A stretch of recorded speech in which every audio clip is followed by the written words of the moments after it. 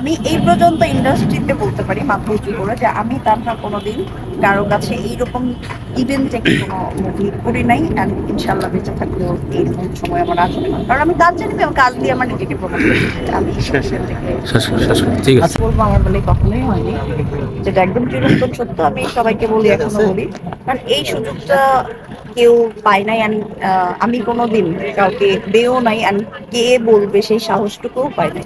কেননা আমি বললাম তো, আগে একটা বিষয় ছিল, আমি প্রফেশনাল ছিলাম না। যে বিষয়টা ছিল যে আমি সারাদিন ঘুরতাম ফিরতাম খাইতাম, মানে যা আছে আর কি, এনজয় করতাম, দ্যাটস ইট। মানে কাজটাকে এতটা প্রফেশনাল, এই জন্য তারা হয়তো ওইভাবে আমাকে বলার সাহসটুকু পেতো না। বিলটা আমি নিজেই তাদেরকে দিতে দেই না, তারা আমার বিলটা কি দেবে?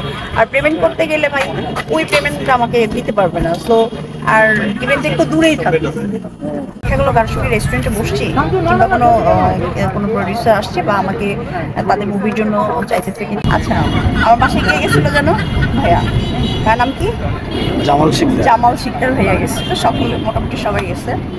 তো ওনারা যেই সময় গেছে আমি সময় পাই না, তার কারণ ছোটবেলা থেকে আমাদের বাসার চারদিকে সবসময় মৌমাছির চাক ছিল, মানে অল টাইম মৌমাছি থাকে, অল টাইম, মানে সবসময়। আমার আম্মু যখন পেটে আমি, তখন আমাদের এক বাসার মধ্যে 7টা-8টা মৌমাছির চাক লেগেছিল।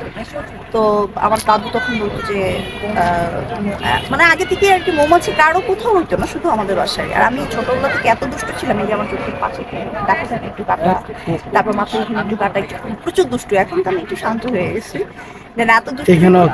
হ্যাঁ, মানে এইগুলো বিভিন্ন বিষয়ে আমি ভীষণ দুষ্টু। তখন আমার নানু বললো তো অনেক দুষ্টু, মানে তো ওকে কি করা যায়? তখন আমার খালামণি ছিল, বলতেছে নামটা মৌমাছি রাখলে সব থেকে বেটার হয়, কারণ মৌমাছিরা ওই সবসময় দেখা যায় নর্মালি ঘুরে, কিন্তু ওদেরকে টোকা মারলেই ও কামড় দেয়, হ্যাঁ, এরকম টাইপের একটা কিছু। তো আমিও চুপচাপই থাকি দুষ্টুমি করে, কিন্তু কেউ যদি আমাকে সেটাতে বাধা দেয়, মানে ভীষণ রিয়াক্ট করে, সেখানে ওই যে মৌমাছি ফুল ফুটিয়ে দেয় বলে, সেই টাইপের একটা রিয়াকশন হয়ে যায়। তো তখন থেকেই মৌমাছি মৌমাছি মৌমাছি হয়ে যায়।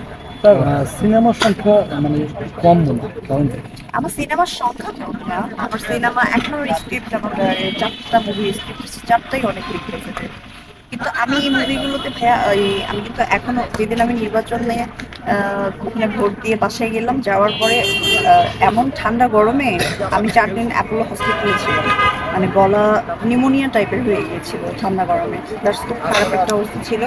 তারপর ওখান থেকে আমি 4 দিন হলো বাসায় গেছি, যাওয়ার পরে ওখানে ডক্টর দেখলো। তারপর আমি তো ভাবছিলাম যে ভালো একটা দেন আমার মুভির সংখ্যাগুলো এই জন্য কম। আমি মাঝে মাঝে ইদানিং এসে আমার একটা প্রবলেম হচ্ছে, সেটা হচ্ছে আমার একটা ছোট্ট একটা অপারেশন হচ্ছে, সেটা হচ্ছে আমি নিজে থেকে কাজ এখন করতেছি না আপাতত, বাট কাজগুলো সবগুলো সাইনিং করা।